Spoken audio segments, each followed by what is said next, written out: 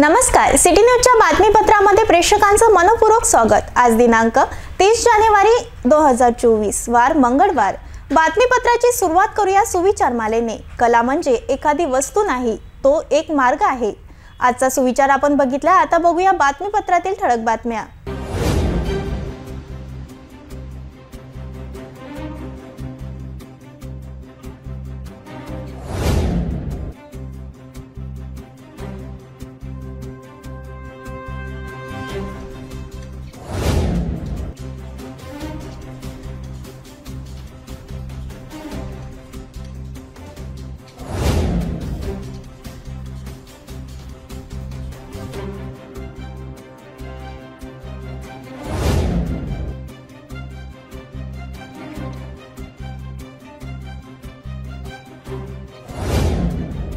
आपण ठळक बातम्या बघितल्या। आता घेऊया छोटासा ब्रेक।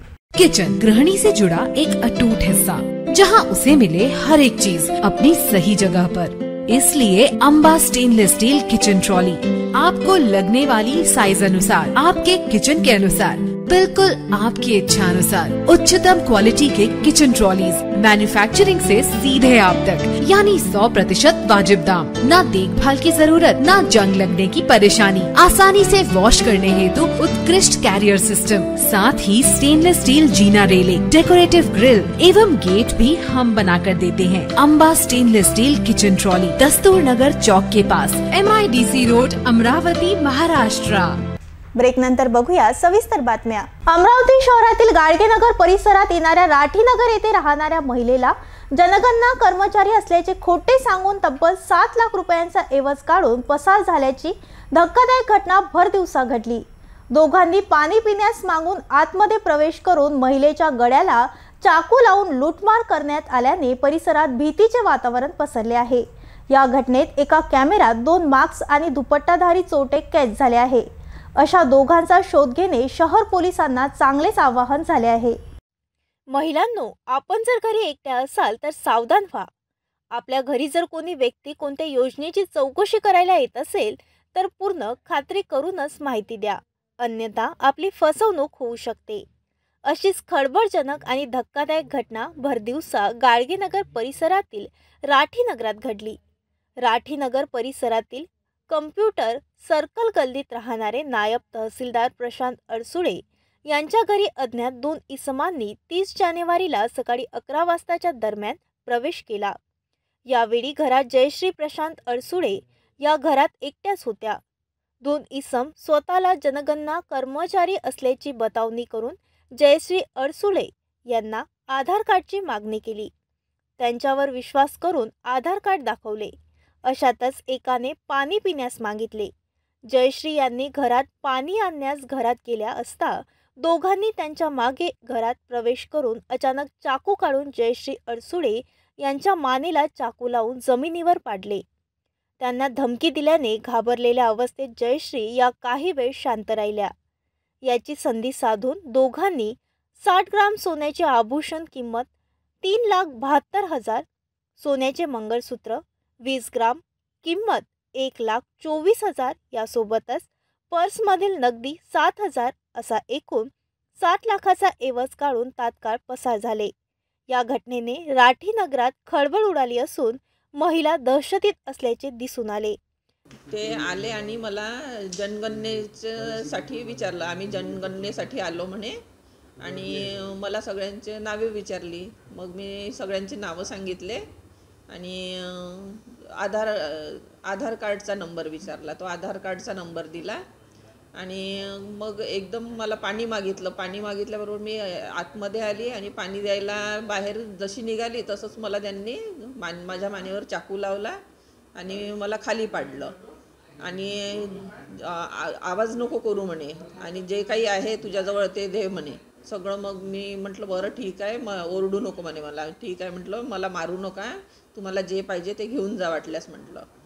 मग त्यांनी जे होतं ते सगळं सोनं वगैरे नेलं, माझ्या हातातलं, गळ्यातलं आणि काही कॅश होती 10,000 ती कॅश नेली आणि पिस्तूल काढली होती। पिस्तूल दाखवली मला आणि मला ग्रिलला इथे बांधून ठेवलं। सोनं किती होतं एकूण? एकूण 80 ग्राम सोनं होतं। किती जण होते? 2 जण होते।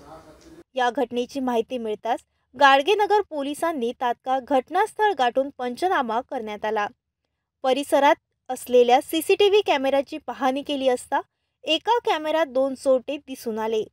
एकाने तोंडाला दुपट्टा बांधला होता तर एकाने तोंडाला मास्क लावल्याचे सीसीटीव्ही कॅमेऱ्यात दिसून आले। प्रकरण अतिसंवेदनशील आणि भरदिवसा घडल्याने पोलिसांनी आपला तपास कामाला गती दिल्याचे दिसून आले। ग्रामीण हद्दीत असलेल्या कुर्रा येथील वनविभागातून लाखो रुपये किमतीचे लोखंडी अँगल चोरी करणारा चोरटा अखेर ग्रामीण गुन्हे शाखेच्या जाळ्यात अडकला। त्याची कसून चौकशी केली असता त्याने सांगितलेल्या माहितीवरून चोरीचा माल विकत घेणारे 2 व्यापाऱ्यांना सुद्धा चोरीच्या मालासह 4 चाकी लोडिंग असा 7,40,000 रुपयांचा मुद्देमाल जप्त करण्यात पोलिसांना यश आले। अमरावती ग्रामीण भागात येत असलेल्या कुर्रा येथील वनविभाग हद्दीतील अज्ञात चोरट्याने लाखो रुपये किमतीचे लोखंडी अँगल चोरी केल्याची तक्रार पोलीस स्टेशनला दाखल असताना ग्रामीण गुन्हे शाखेचे पथक चोरट्यांच्या शोधात होते। अशातच पोलीस पथकाला मिळालेल्या गुप्त माहितीवरून कस्तुरा गावात राहणारा 28 वर्षीय चोरटा स्वप्नील श्रीराम पवार याला कुर्रा या गावातूनच ताब्यात घेतले। त्याची कसून चौकशी केली असता आरोपी स्वप्नील याने चोरी केलेला माल अमरावती शहरातील लोखंड विकत घेणाऱ्यांना विकल्याची माहिती दिली। यावर पुन्हा पोलीस पथकाने शहरातील लोखंड विकत घेणारे व्यापारी यास्मीन नगरात राहणारा 35 वर्षीय अब्दुल अजीज अब्दुल वाहब तर जमील कॉलनी राहणारा 31 वर्षीय अब्दुल वाहेद अब्दुल मुजीब या दोघांना सुद्धा मोठ्या शिताफीने ताब्यात घेतले। लोखंड व्यापाऱ्याकडून एक मालवाहू 4 चाकी वाहन, लोडिंग ऑटो आणि विकत घेतलेले चोरीचे लोखंडी अँगल असा एकूण 7,40,000 रुपये किमतीचा मुद्देमाल जप्त करण्यात आला। ही कारवाई अमरावती ग्रामीण पोलीस अधीक्षक विशाल आनंद, अप्पर पोलीस अधीक्षक विक्रम साळी यांच्या आदेशाने गरमाई गुन्हे शाखेचे पोलीस निरीक्षक किरण वानखडे यांच्या नेतृत्वात पोलीस उपनिरीक्षक मोहम्मद तस्लीम शेख, पोलीस उपनिरीक्षक मूलचंद बांबुलकर, पोलीस कर्मचारी सय्यद अजमत, मंगेश लकडे, चंद्रशेखर खंडारे, सचिन मसांगे, हर्षल घुसे यांनी केली। अहमदनगर जिल्ह्यातील राहुरी येथील ॲडव्होकेट राजाराम आढाव व त्यांच्या पत्नी ॲडव्होकेट मनीषा आढाव यांचे अपहरण करून निर्गुन्ह हत्या करण्यात आल्याने राज्यभरात वकील संघाने या घटनेचा निषेध व्यक्त केला। अमरावती वकील संघाने 30 जानेवारीला याच घटनेच्या निषेधार्थ कामकाज बंद करून जिल्हाधिकारी कार्यालयापर्यंत निषेध रॅली काढण्यात आली। आरोपी विरुद्ध कडक कारवाई करण्यात यावी, यासोबतच वकील संरक्षण कायदा लागू करण्यात यावा अशी मागणी निवेदनातून करण्यात आली। अमरावती येथील जिल्हा व सत्र न्यायालय येथील वकील संघात अहमदनगर जिल्ह्यातील राहुरी येथील वकील दाम्पत्याच्या हत्येचे संतप्त पडसाद दिसून आला। 25 जानेवारीला अहमदनगर जिल्ह्यातील राहुरी गावात राहणारे ॲडव्होकेट राजाराम आढाव व त्यांच्या पत्नी ॲडव्होकेट मनीषा आढाव यांचे आरोपीने अपहरण करून निर्गुन्ह हत्या केल्याची धक्कादायक घटना घडली। याच घटनेचा निषेध व्यक्त करण्यासाठी अमरावती वकील संघाच्या वतीने 29 जानेवारीला वकील संघाच्या वतीने आमसभेचे आयोजन करून घटनेचा निषेध व्यक्त करण्यात आला। दुसऱ्या दिवशी 30 जानेवारी मंगळवारी अमरावती जिल्हा वकील संघाच्या वतीने लेखनबंदी आंदोलन करीत जिल्हाधिकारी कार्यालयावर निषेध मोर्चा काढण्यात आला। मी ॲडव्होकेट शिरीष जाखड, अमरावती जिल्हा वकील संघाचा अध्यक्ष। राहुरी येथे राजाराम आढाव आणि ॲडव्होकेट मनीषा आढाव यांची जी निर्गुण हत्या झालेली आहे त्या अनुषंगाने निवेदन देण्याकरता आम्ही आज दिनांक 30 जानेवारी 2024ला जिल्हाधिकारी साहेबांना निवेदन देण्याकरता आम्ही आलेलो आहोत। वकिलांवर वारंवार होणारे हल्ले बघता सरकारने त्वरित ॲडव्होकेट प्रोटेक्शन ॲक्ट बिल लागू करावं आणि वकिलांना संरक्षण द्यावं, जेणेकरून वकिलांना काम करताना ज्या अडचणी जातात आहे किंवा असुरक्षितता निर्माण होते आहे ती कमी होईल किंवा त्याच्यावर कुठेतरी वचक बसेल। मी आपल्या माध्यमातून सरकारला विनंती करतो की आपण लवकरात लवकर हे बिल लागू करावं आणि वकिलांना सहकार्य करावं। मी ॲडव्होकेट नीता शरदचंद्र जिकिले, उपाध्यक्ष अमरावती जिल्हा वकील संघ।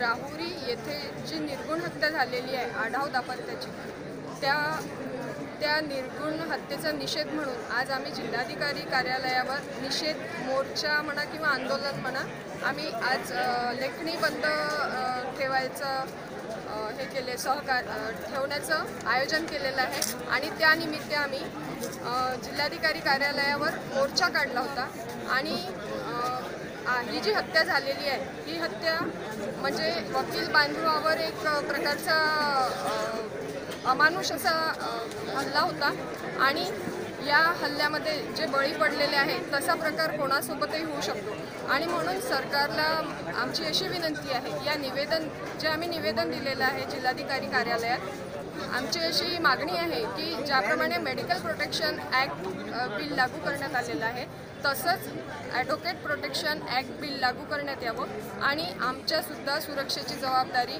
त्या बिलद्वारे पार पडेल म्हणून माझं हेच सरकारला नम्र विनंती आहे की advocate protection bill act pass करण्यात यावं। या निषेध रॅलीमध्ये शेकडो वकील बांधवांनी सहभाग घेतला। जिल्हाधिकारी सौरभ कटियार यांना निवेदन सादर करण्यात आले। हत्या प्रकरणाचा जलद गतीने तपास करावा व वकील संरक्षण कायदा लागू करण्याची मागणी वकील संघाने करण्यात आली। मूळच्या हैदराबाद येथे राहणाऱ्या 30 वर्षीय अनुराधा अजय त्रिपाठी या औषधोपचार करण्यासाठी अमरावतीला 10 जानेवारीला दाखल झाल्यात। तेथून परत त्यांना 22 जानेवारीला त्यांच्या नातेवाईकांनी बडनेरा रेल्वे स्टेशन येथून कांचीपुडा रेल्वेत बसून दिले। मात्र 23 जानेवारीपर्यंत अनुराधा आपल्या घरी न पोहोचल्याने त्यांचे नातेवाईक असलेले तपोवन निवासी राजेश पाठक यांनी तात्काळ बडनेरा पोलीस स्टेशन गाठून मिसिंगची तक्रार दाखल केली। कोणाला दिसून आल्यास बडनेरा पोलीस सोबत संपर्क करण्याचे आवाहन नातेवाईकसह बडनेरा पोलिसांनी केले आहे। भेटूया एका छोट्याशा विश्रांतीनंतर।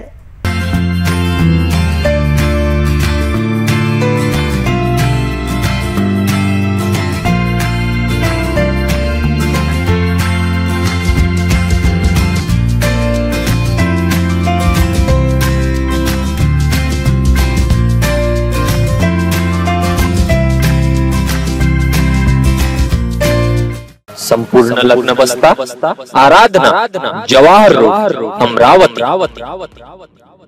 विश्रांतीनंतर पुन्हा आपले स्वागत। सत्य आणि अहिंसेचा मार्ग अवलंबून महात्मा गांधींनी देशाला स्वातंत्र्य मिळवून दिले।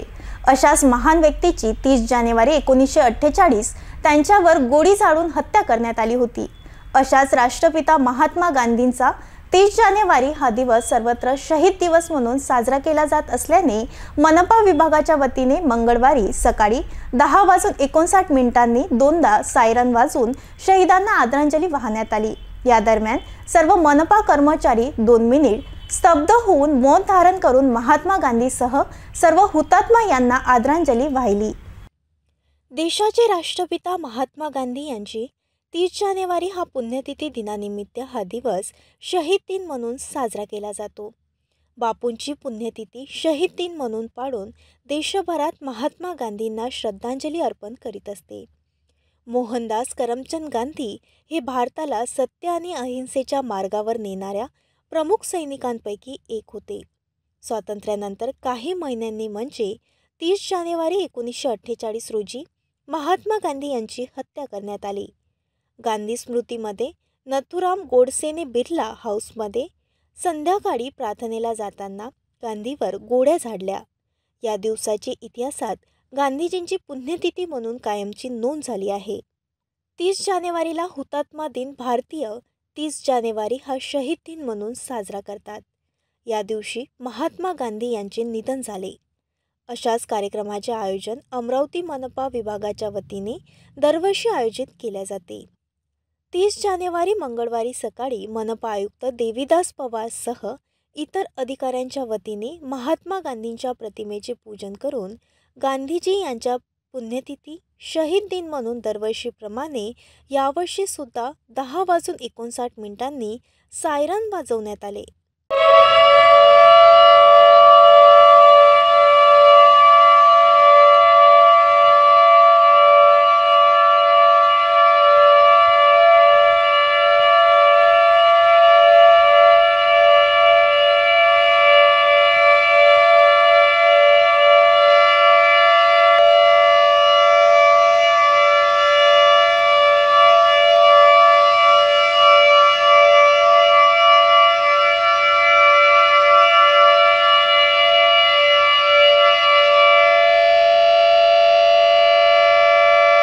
या दरम्यान सर्व मनपा अधिकारी कर्मचारी स्तब्ध होऊन सर्व शहीदांना 2 मिनिट मौन धारण करून आदरांजली वाहण्यात आली.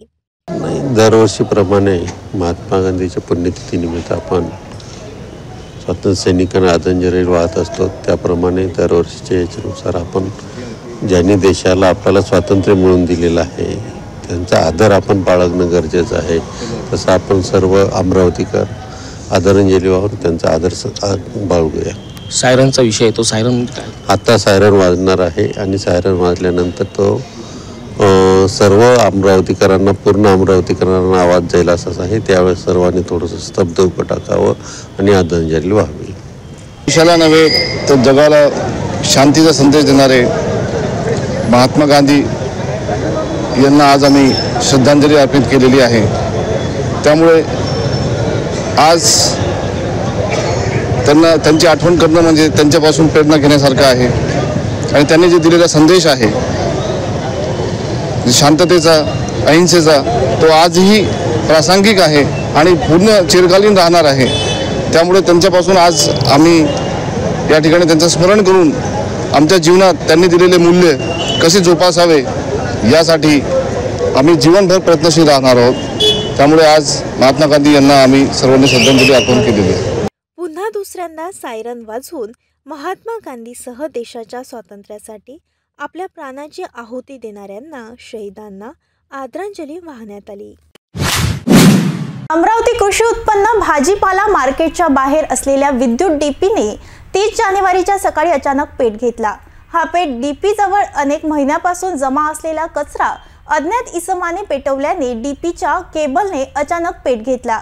हीच आग बाजूच्या कचऱ्यापर्यंत दाखल होऊन बऱ्याच प्रमाणात वाढत गेली. याचीच माहिती मिळताच तेथे पार्किंगला असलेल्या मालवाहू वाहन चालकांनी धाव घेऊन आग विझवली.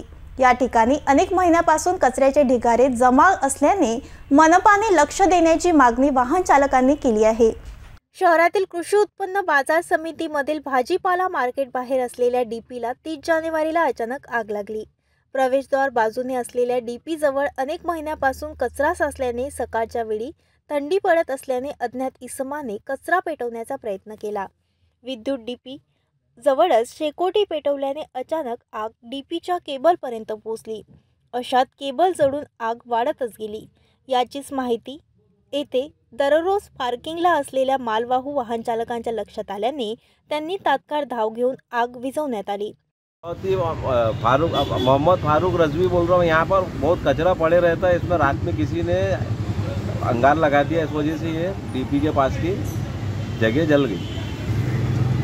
यहाँ साफ सफाई की ज़रूरत है. साफ सफाई कर्मचारी यहाँ बिल्कुल नहीं आते साफ सफाई करने के लिए. तसं पाहिलं तर याच कृषी उत्पन्न बाजार समितीच्या आत घाणीचे साम्राज्य आणि कचऱ्याचे ढिगारे वाढले आहे. त्यावर बाजार समितीने लक्ष देण्याची गरज आहे. तर दुसरीकडे याच कृषी उत्पन्न भाजीपाला फळ मार्केटच्या बाहेर रस्त्याच्या कडेला सुद्धा कचऱ्याचे ढिगारे साचले आहे. यावर सुद्धा मनपाचे दुर्लक्षच असल्याचे म्हणावे लागेल.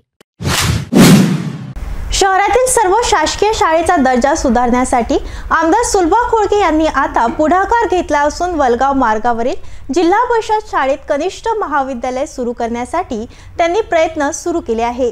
यासाठी आमदार खोडके यांनी जिल्हा परिषद मुख्य कार्यकारी अधिकारी पंडा यांच्याकडे शिफारस करण्यात आली. शहरातील एकही विद्यार्थी शिक्षणापासून वंचित राहू नये म्हणून अमरावतीच्या आमदार सुलभा संजय खोडके यांनी सर्व शासकीय शाळांचा दर्जा सुधारून त्या ठिकाणी श्रेणीवाढ, चांगल्या शैक्षणिक व भौतिक सुविधा उपलब्ध करून समाजातील प्रत्येक गरीब व आर्थिक दुर्बल घटकातील विद्यार्थ्यांना शिक्षणाच्या प्रवाहात आणण्यासाठी विशेष तत्वाने प्रयत्न चालवले आहे. महापालिकांच्या शाळेमध्ये KG1 व 2 इंग्रजी माध्यमांचा पहिला वर्ग तसेच 10वी व 12वी पर्यंतचे शिक्षणाची सोय उपलब्ध झाल्यानंतर आता वलगाव रोड मार्गावरील जिल्हा परिषद माध्यमिक शाळांचा सुद्धा कायापालट होत आहे. या शाळेमध्ये नुकतेच 35 लाख रुपये मंजूर करून अभ्यासिका सुरू करण्यात आली असून आता शहराच्या पश्चिम भागातील विद्यार्थ्यांना महाविद्यालयीन शिक्षण घेणे सुलभ व सोयीचे व्हावे म्हणून वलगाव रोड स्थित जिल्हा परिषद माध्यमिक शाळा येथे वर्ग 11वी व 12वीचे शिक्षण सुरू करण्याचे नियोजन करण्यात येत आहे. या संदर्भात आमदार सुलभा खोडके यांनी जिल्हा परिषद मुख्याधिकारी अधिकारी तथा प्रशासक अविशांत पंडा यांच्याकडे शिफारस केली आहे। त्या ठिकाणी कनिष्ठ महाविद्यालय वर्ग 11वी व 12वी विज्ञान व कला शाखेचे महाविद्यालय सुरू करण्यासाठी आमदार सुलभा खोडके प्रयत्नशील आहे। या प्रयत्नाचा पश्चिम मुस्लिम भागात आमदार सुलभा खोडके यांचे अभिनंदन केले जात आहे। ओळखीच्या इसमाने एका पीडिताच्या घरी येऊन सहलीकरता घेऊन जातो असे पीडिताच्या आईला सांगून तिला सेंदूरजना घाट पोलीस स्टेशन हद्दीतील मलखेड शेत शिवारात नेऊन तिच्यावर आधी दोघांनी अत्याचार केला। नंतर पुन्हा 3 नराधम दाखल होऊन तिच्यावर सामूहिक अत्याचार करण्यात आला। त्यांचा प्रतिकार केला असता तिला मारहाण सुद्धा करण्यात आली। या घटनेत आता सेंदूरजना घाट पोलिसांनी 5 नराधमांविरुद्ध गुन्हे दाखल करून त्यांच्या शोधात रवाना झाले आहे। जाता जाता पुन्हा एकदा आजच्या ठळक बातम्या।